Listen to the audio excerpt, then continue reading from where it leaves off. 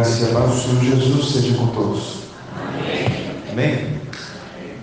Livro de Provérbios, capítulo 16, nós vamos ler o verso de número 1. Provérbios, capítulo 16, verso de número 1.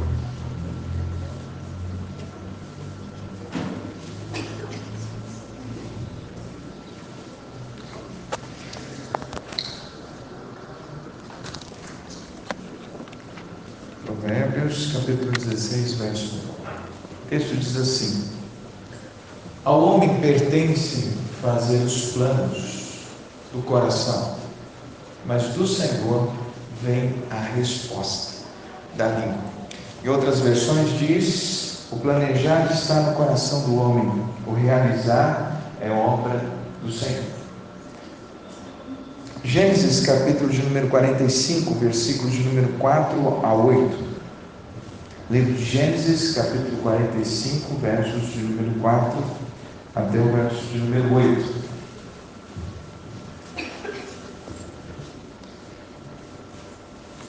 Disse José a seus irmãos: agora chegai-vos a mim. E chegaram-se.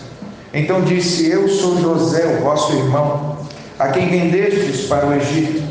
Agora, pois, não vos entristeçais, nem vos irriteis contra vós mesmos, por haverdes vendido para aqui, porque para a conservação da vida Deus me enviou adiante de vocês. Porque já houve 2 anos de fome na terra, e ainda restam 5 anos, em que haverá lavoura, não haverá lavoura, nem colheita. Deus me enviou diante de vós para conservar vossa sucessão na terra, e para vos preservar a vida por um grande livramento. Assim não fostes vós que me enviastes para cá, e sim Deus, que me pôs por pai de Faraó, e o Senhor de toda a terra, o Senhor de toda a sua casa, e como governador em toda a terra do Egito. Baixe a sua cabeça e vamos orar. Senhor, obrigado por essa palavra, que o Senhor, ó Deus, cumpra o propósito para o qual o Senhor enviou essa palavra no meu coração. Em nome de Jesus. Amém. Irmãos queridos, eu tenho algo para compartilhar com os irmãos que é uma questão do meu coração. É algo que Deus tem tratado comigo e, de certa forma, eu entendi que não era só para mim que Deus estava respondendo, que Deus estava trazendo instrução, mas além de mim, para compartilhar com a igreja. É muito importante, meus irmãos, nós entendermos essa questão dos planos, dos sonhos, essa questão dos propósitos, como Deus trabalha, como Deus age, para que nosso coração não seja tomado de ansiedade e muito menos tomado de incredulidade. Porque se existe uma coisa que testa a nossa fé, é o tempo entre a promessa e o cumprimento. Este tempo que demora, aquilo que nós entendemos que Deus vai fazer, até o dia em que Deus vai fazer, esse lapso de tempo entre aquilo que Deus promete e a realização, é um tempo difícil. É um tempo que nós conhecemos na Escritura como sendo um processo de Deus na nossa vida. Um processo. E, meus irmãos, não é da natureza humana esperar. Nós não gostamos de esperar. Não gostamos de esperar em uma fila.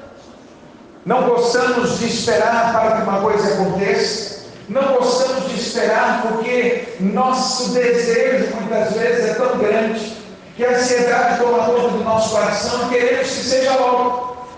Quando Deus nos promete algo, queremos que isso seja realizado imediatamente. Se o Senhor disse que vai me dar um filho, então me dê logo. Se o Senhor disse que vai me colocar em uma posição de honra, então faça logo. Se o Senhor disse que eu vou ter uma família, então cadê o varão? Cadê a varoa? Cadê a pessoa que o Senhor preparou? Se o Senhor disse que já preparou uma porta aberta, então cadê esse emprego? Se o Senhor disse que eu vou receber ou que eu vou chegar lá e vou exercer um determinado ministério, então por que não vem os convites? Se o Senhor disse que ia usar a minha vida para abençoar milhares de outras vidas, então por que isso ainda não aconteceu? E ficamos, meus irmãos, questionando, E a primeira coisa que nos vem à mente é: Deus só pode ter esquecido de mim. Eu acho que Deus está tão cheio de coisas, tão atarefado, tão cheio de projetos, tem tanta gente na minha frente, que Deus está realizando primeiro os planos que Ele tem para outras pessoas, mas vai chegar a minha vez. E começamos a criar expectativas e a pensar e a projetar coisas sobre Deus que a Bíblia não sustenta. E isso vai aumentando a nossa frustração, vai aumentando a nossa ansiedade, e nós não vamos entendendo nada do processo que Deus usa para nos preparar para aquilo que Deus preparou para nós. A verdade é que eu estou dizendo tudo isso porque a história de José é uma história que nos mostra o que acontece entre a promessa e a realização da promessa. O texto diz, meus irmãos, que José, muito provavelmente, estava com 16 para 17 anos, quando um dos filhos de Jacó, tem um sonho. E nesse sonho ele vê algo muito diferente. Afinal de contas, por ser o filho caçula, o que ele viu no sonho era algo difícil de ser realizado, quase impossível. Ele viu os seus irmãos, ou o feixe dos seus irmãos se dobrarem ao feixe dele, e viu os feixes dos seus pais se dobrarem ao feixe dele. Depois ele viu o sol, a lua e as estrelas se rendendo diante dele. E aí então ele amanhece e fica pensando: como pode ser isso? Eu sou o menor de todos eles. Normalmente os filhos menores servem aos maiores. E aí então ele comete o primeiro erro que uma pessoa que tem uma promessa de Deus comete. A gente fala na hora errada e para as pessoas erradas. E normalmente, meus irmãos, o desejo, a alegria e às vezes a curiosidade, a gente não afã de dizer, de compartilhar o que Deus nos mostrou. Então a gente diz para as pessoas: Deus está me mostrando que Ele vai fazer tal coisa. E as pessoas olham, escutam o que Deus te mostrou e fazem como fez os irmãos de José. Tem inveja, acha que você está orgulhoso, acha que você está fora de si, e começa então uma perseguição. Os irmãos de José, por exemplo, estavam com um ódio tão grande dele, que diz o texto que eles nem sequer conseguiam comer junto com ele. Tamanha raiva por aquelas coisas que ele disse que Deus tinha mostrado, porque até então é muito provável que os seus irmãos não acreditaram nisso. Acontece, meus irmãos, que José acreditou nisso, que José compartilhou. José não sabia como, mas sabia que Deus havia mostrado para ele. Um determinado dia, então, seus irmãos se levantam, e já não aguentando mais essa inveja, não aguentando mais esse importuno do seu irmão mais novo, essa ousadia dele dizer que ele seria aquele que seria servido pelos outros, pega então o irmão, joga ele num buraco, pensam, planejam matá-lo, mas de repente um dos irmãos diz assim: não vamos matar, vamos então jogar num buraco. A gente pega as vestes dele, e ali então a gente mergulha no sangue de algum animal, e aí a gente leva para o pai e diz: olha, uma fera o matou. Nesse exato momento, quando eles estão planejando o que vão fazer com ele, chegam os mercadores. Coincidência chegar os mercadores naquele momento, e eles acham melhor o seguinte: olha, já que ele vai ficar aqui no buraco, vamos fazer o seguinte, vamos vendê-lo. E vende então o seu irmão, e sai como escravo para uma terra longínqua, e através desses mercadores ele chega no Egito. Depois de um tempo no Egito, ele então, por conta do seu comportamento, um homem de posição, um homem importante, observa José e diz: eu quero esse escravo para mim. Então o Potifar leva esse escravo para a sua casa. E ele começa a servir na sua casa, e na casa de Potifar ele começa a crescer, ele começa a se desenvolver, ele começa a ter status a ponto de Potifar colocar tudo debaixo da administração do José. esposa de Potifar olha aquele jovem inteligente, maduro, bonito, de boa aparência, se encanta com ele, e então dispensa os funcionários e diz: agora é o momento de me deitar com esse José. E diz o texto bíblico que José, percebendo isso, quando ela se aproxima dele, ele sai correndo e deixa a casa. A mulher furiosa então chama o soldado e diz que José havia tentado violentá-la à força. E diz: olha a prova, eu estou com a roupa dele aqui nas mãos. Potifar então, quando chega, tem uma atitude que não é a atitude de quem acreditou na mulher. Porque normalmente nesses casos, Potifar teria mandado executar José, mas mandou José para a prisão, porque a situação de Potifar era difícil. Se ele acreditasse no que desconfiasse da mulher, que honra perderia? Afinal, todo mundo ia dizer: a tua mulher não é confiável, ela inventou aquela história, ela tentou agarrar o moço, ia ficar difícil para ele. Se ele não tomasse nenhuma atitude em relação a José, os outros iam dizer: mas é um frouxo mesmo. Então ele envia José para a prisão. Quando José está preso, dentro da cadeia tem duas pessoas lá interessantes: o padeiro e o copeiro do faraó. E os dois têm um sonho, e ele então interpreta o sonho e diz: olha, você, um de vocês dois vai ser libertado dentro de 3 dias, o outro vai ser condenado, enforcado dentro de 3 dias. Isso acontece, e ele diz para o homem que seria liberto: quando você for liberto e estiver diante de Faraó, fala dele a meu respeito. O homem vai, é restituído do cargo, o outro é executado, segundo a palavra que José disse. Esse homem esquece de José e ele fica mais 2 anos preso, até o dia que o Faraó tem o sonho. E quando o Faraó tem o sonho, você conhece bem o sonho das espigas, das vacas magras, das vacas gordas, ninguém consegue desvendar o sonho, e então aquele homem se lembra: tem alguém lá na prisão, alguém lá na prisão que Deus deu a ele um dom especial. Este homem poderá dizer o que o sonho significa. E contou do sonho do padeiro, porque contou, olha, ele disse tudo o que ia acontecer e aconteceu.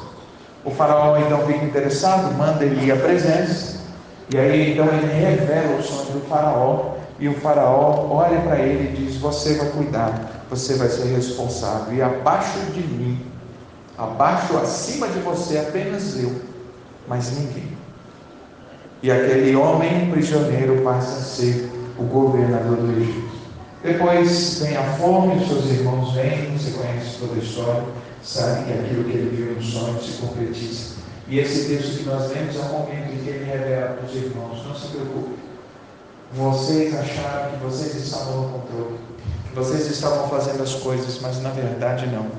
Deus estava no processo de realizar aquilo que ele me mostrou, mas eu não sabia, eu não tinha ideia. Mas agora eu sei, eu entendi, agora ficou claro para mim o processo, ficou claro para mim o que aconteceu. E deixa eu dizer para vocês que o que vocês fizeram de mal, Deus transformou em bem, porque desde cedo este foi o plano de Deus. Vocês foram apenas instrumentos para que o projeto de Deus se realizasse na minha vida, vocês fossem preservados e cumprisse a palavra do Senhor.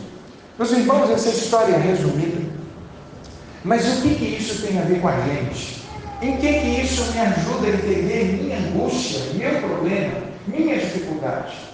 Meus irmãos, quando eu entendi um pouco mais da história de José, me veio algumas coisas na mente. Por exemplo, demorou 13 anos para que a promessa do Senhor se cumprisse na vida de José. Demorou também 13 anos para que a promessa se cumprisse na vida de Abraão. Demorou quase 17 anos para que a promessa se cumprisse na vida de Davi. E eu fiquei pensando: por que é que, se for para demorar tanto tempo, por que que o Senhor, uma semana antes, um ano antes, não revela o que Ele vai fazer, para não criar no coração do homem a ansiedade?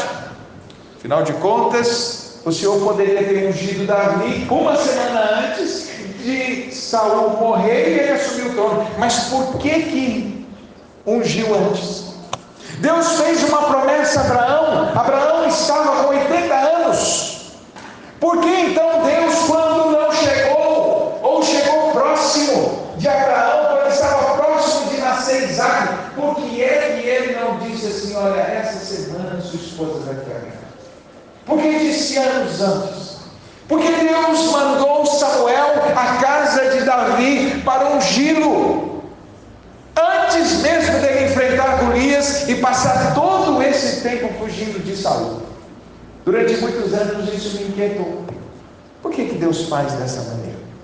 Por que Deus revela uma coisa que vai acontecer lá na frente, e Ele diz o que vai acontecer, mas não diz o quando? Já reparou? Que Deus fala o que vai acontecer, mas não diz nem o quando e nem o como. Por quê?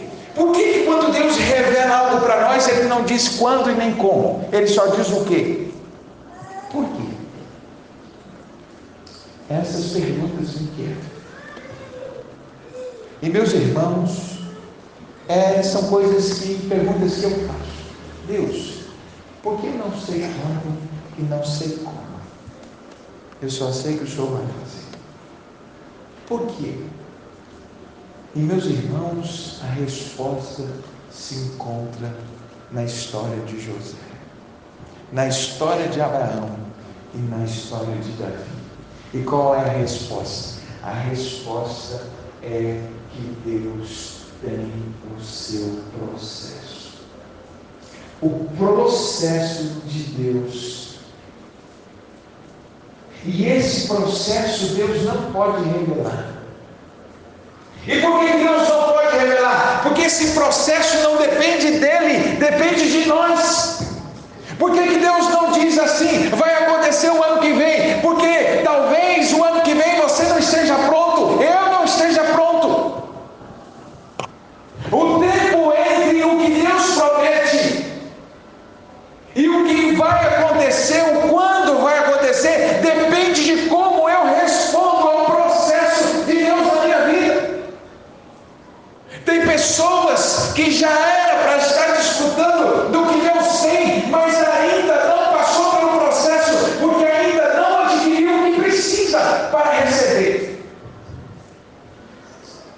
Há pelo menos duas coisas que Deus precisa trabalhar em nós para que a promessa de Deus se concretize. Duas coisas.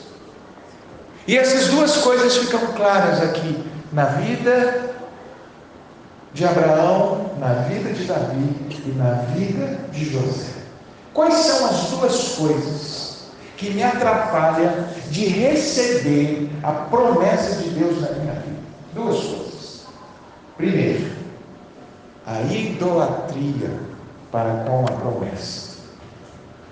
A primeira coisa que me afasta e me atrapalha de receber o que Deus tem para mim é quando eu coloco o que Deus prometeu no lugar acima dele mesmo, Deus que me prometeu. Ou seja, quando eu giro a minha vida em torno daquela bênção que eu espero, e eu passo a transformar aquela bênção na razão da minha vida.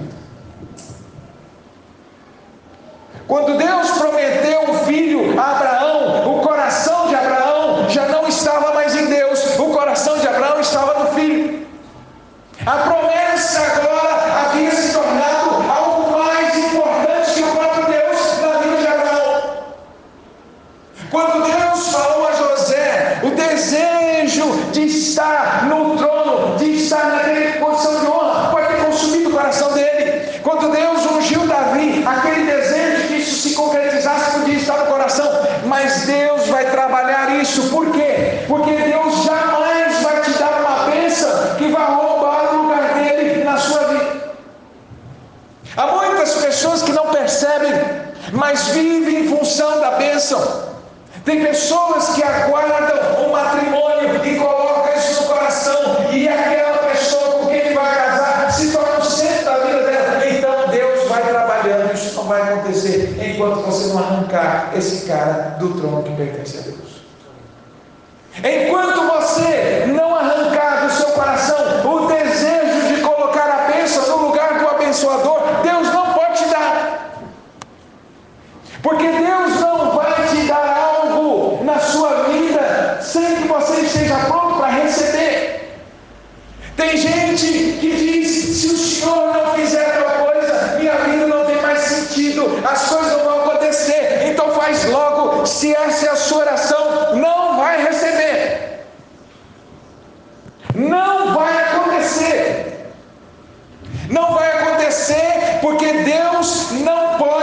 nos dar algo que vai roubar o lugar dele da nossa vida, porque se isso acontecer, a bênção se transforma numa maldição. Aquilo que poderia nos abençoar, nos amaldiçoa. Aquilo que poderia contribuir, nos destrói. Aquilo que poderia nos aproximar de Deus, nos afastará dele. Deus não pode te dar algo que o seu coração deseja mais do que Ele mesmo. Não vai te dar. Ah, mas como eu queria, como eu gostaria de ter isso, Senhor, como eu gostaria de ter aquilo, e o coração começa a viver em função disso, a nossa vida começa a girar em função da bênção. Eu não consigo pensar em outra coisa senão essa bênção, eu não consigo colocar o coração em outra coisa, e cada dia que passa é um dia mais difícil de eu esperar por essa bênção, porque o projeto da bênção, a adoração, o centro da minha vida, vai demorar, porque quanto mais eu quiser da bênção, o centro da minha vida, mais longe da bênção eu estarei.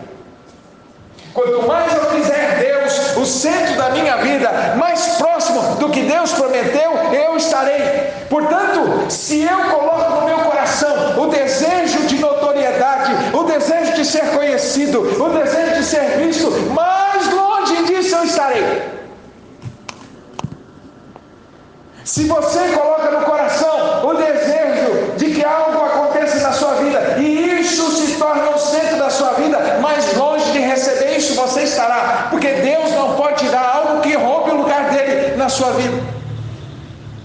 E quando Deus dá, e Ele perceber que você ainda não entendeu a missão, Ele pede, como Ele fez com Abraão. Demorou para chegar, e quando chegou, Deus disse: me dá. Porque Abraão ainda não havia tirado o menino do coração. Meus irmãos, Deus não faz isso contra nós, Deus faz isso a nosso favor. É muito interessante isso, porque para realizar o que Ele prometeu, Deus pode fazer de uma hora para outra. Para estar pronto para receber o que Deus prometeu, é que leva tempo. Amanhã Deus pode preparar um emprego, amanhã você pode ficar grávida, amanhã você pode conhecer o amor da sua vida. Isso para Deus é assim, mas o momento, o que demora, não é que Deus precisa se preparar para fazer, é que você precisa estar pronto para receber o que Deus pode fazer assim. Qualquer momento Deus pode promover você. Isso não é problema para Deus. A dificuldade, o tempo, não é algo que Deus usa, porque Deus está se preparando para te dar.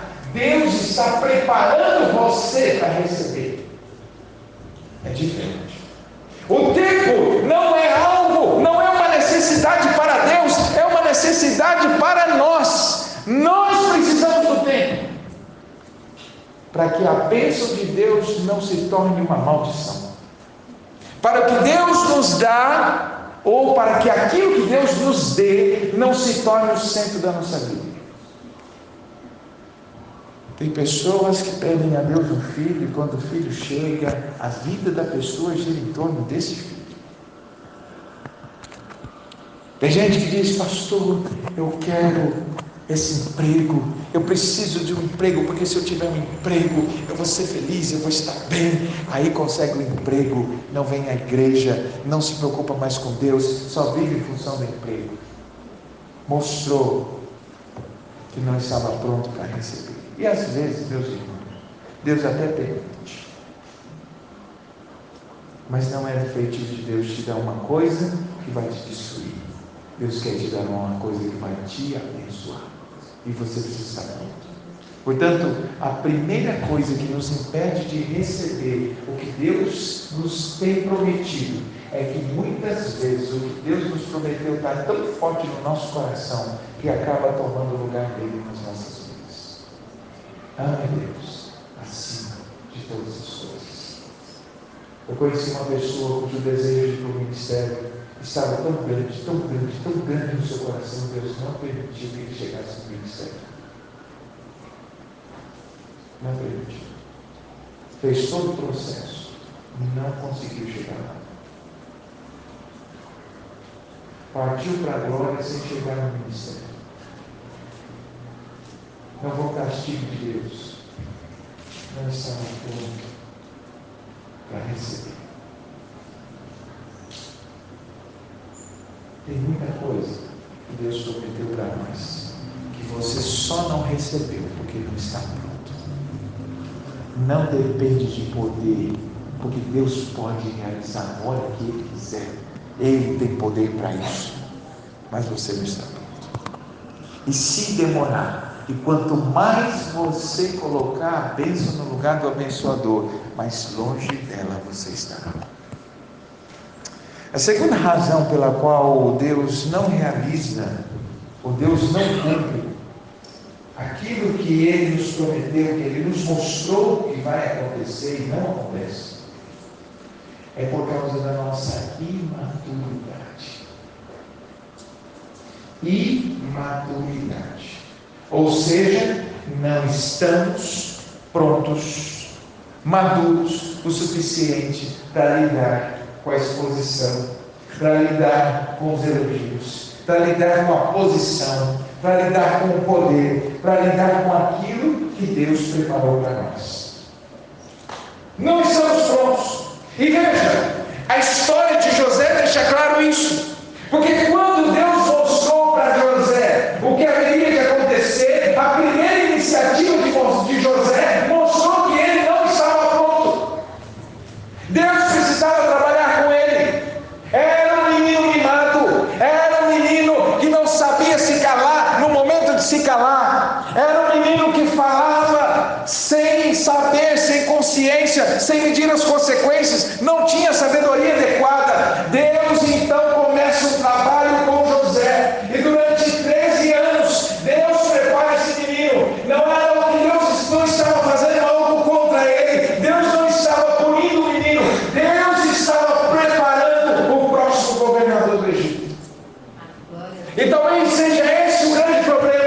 Nós entendemos o processo que Deus usa como algo que Deus faz contra nós, quando é algo que Deus faz a nosso favor, para esculpir o que Ele tem para nós. Porque o caráter que nós temos é a base da concretização, da construção da promessa de Deus na nossa vida. Quanto mais alto Deus vai nos levar, mais fundo Ele vai acabar o nosso caráter. Quanto mais exposição você vai ter, mais Ele vai cuidar do seu caráter. E veja, meus irmãos, que José passou por 3 testes. 3 testes para trabalhar o seu caráter, para aprofundar o seu caráter, para criar um fundamento na sua vida, para ele receber o que Deus tinha para ele. Portanto, quanto mais Deus tem para você, mais Deus vai trabalhar no seu caráter, mais Deus vai cuidar de você, por mais duro que seja, porque quanto mais difícil é o processo, significa que mais alto Deus vai te levar, porque Ele está formando um caráter, uma base sólida, para que Ele possa construir algo relevante que você vai sustentar depois. Veja, meus irmãos, a vida de José é uma vida muito difícil. O rapaz teve que ir por um buraco. No buraco vendido como escravo.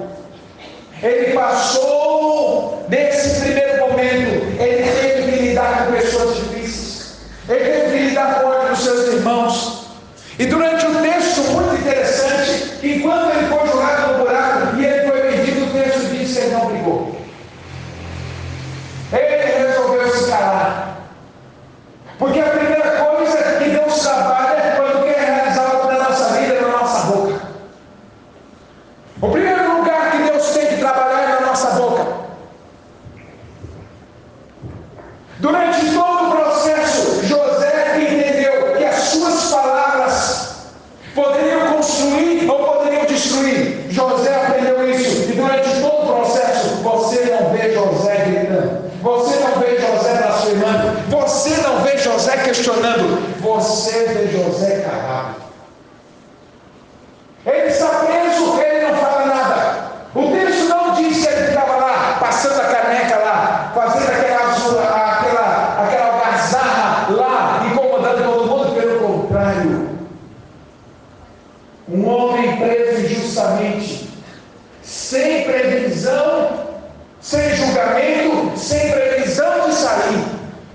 serve todos.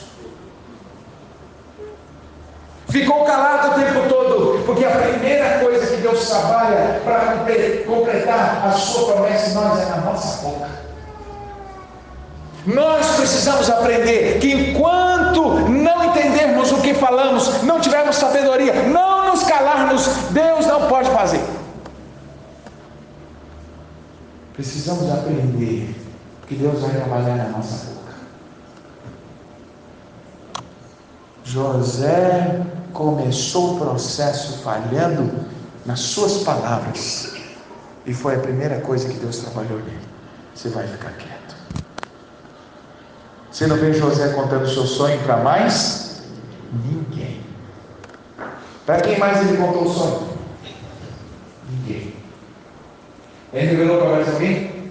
Quando ele foi revelar os sonhos, ele falou que Deus tinha mostrado. Quando o faraó disse para ele que ele haveria de chegar no trono, ele falou: é a concretização do sonho. Deixa eu te contar o que Deus mostrou há 3 anos atrás, no tempo em que eu estava ainda com meu pai. Deixa eu te contar. Ele não fala mais. Por que ele não falou mais? Porque ele desanimou? Não, porque Deus ensinou para ele que a primeira coisa que Deus trata com a gente é as palavras, são as palavras. Segundo teste é o teste da moral, do caráter. Está ele lá na casa de Potifar, e durante todo o tempo olhos estão sobre ele, mas de repente se dispensa todos os funcionários.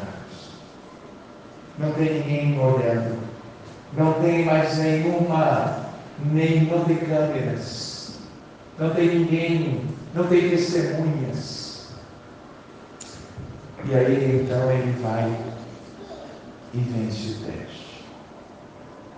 Deus não pode completar algo na sua vida se o seu caráter é circunstancial, é situacional. Mas se você mantém quem você é à vista das pessoas e nos bastidores da vida, Deus pode completar, Deus pode te usar, porque você tem caráter. Meus irmãos, é o teste. Deus não pode te usar se quando você está no culto, você muda de caráter. Você é outra pessoa. Não pode usar. Não está pronto. Não está pronto. E por fim diz o texto que na prisão ele se torna o chefe dos carcereiros, ele se torna o chefe dos prisioneiros, ele se torna o líder. Sabe por quê? Porque mesmo preso, ele se dispõe a servir em qualquer lugar. Ele serviu na casa de Faraó, mas ele serviu também na prisão. Se você não aprender a ser humilde e a servir, Deus não pode te colocar no trono. Deus não pode te colocar no lugar se você não aprender a servir. Eu fico pensando nos irmãos, quantas pessoas dizem: eu queria tanto que Deus me usasse no ministério, eu queria tanto que Deus me usasse no louvor, queria tanto que Deus me usasse nas coisas, mas não aprendeu a servir nos bastidores, não aprendeu a servir na prisão, não aprendeu a servir nos tempos difíceis. Deus não vai te colocar. Porque a primeira característica para poder Deus te colocar no ministério, para poder Deus te colocar em posição de liderança, é você estar pronto para servir aonde você estiver. E José estava pronto para servir aonde estivesse. É o teste. O teste da boca. O teste da moral. O teste da humildade. Deus estava trabalhando, porque Deus estava cavando fundo. Deus não queria colocar um menino no trono, Deus queria colocar um homem sábio. Foi assim com Davi. Todo o processo que Davi passou foi para que quando ele sentasse no trono, não fosse um homem como Saul, fosse um homem segundo o seu coração. Deus trabalhou com Abraão para que quando a promessa se cumprisse, Abraão pudesse se tornar o pai da fé. Deixa eu dizer uma coisa para você. Não despreze o processo de Deus, porque o processo que Deus usa não é para favorecer Deus, é para favorecer você. Sou eu. Não despreze.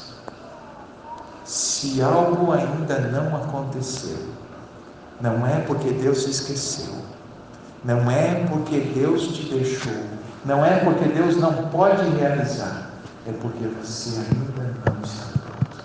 É duro para a gente entender, mas deixa eu te dizer que quanto mais demorado, quanto mais difícil, quanto mais prova, é porque Deus está cavando mais fundo para te levar mais alto. Vou repetir: quanto mais difícil, quanto mais demorado, quanto mais fundo estiver, Deus está cavando para te levar mais longe. Foi assim com esses homens e é assim conosco. Deus está trabalhando. Meus irmãos, Deus vai cumprir a sua palavra. A Bíblia diz que Ele nunca falhou de nenhuma de suas promessas. Deus vai cumprir, mas Deus só pode construir em cima de fundações sólidas, e Deus vai trabalhar nos alicerces. Quando Deus coloca um sonho dentro de nós, a pergunta que temos que fazer para nós mesmos é: se não recebi, o que é que ainda me falta? Será que eu ainda não passei no teste da boca? Eu ainda não pedi para Deus me dar sabedoria no falar? Será que ainda não passei no teste da moral? Será que ainda não passei no teste do caráter? Será que ainda não passei no teste da humildade, de servir? Porque, meus irmãos, olha o que a Bíblia diz: quem é fiel no pouco, sobre o muito te colocará.